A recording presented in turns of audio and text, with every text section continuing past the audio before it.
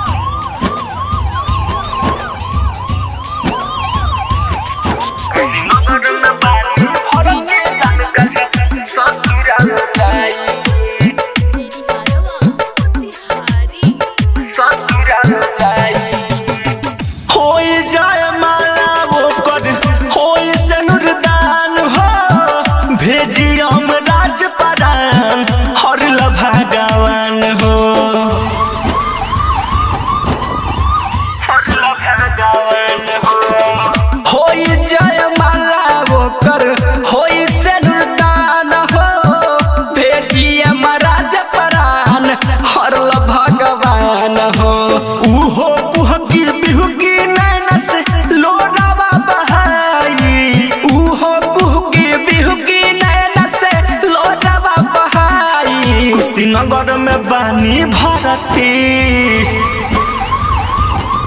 कुशीनगर में बानी भरती जान कल ससुराल जाई। कुशीनगर में बानी भरती जान कल ससुराल जाई।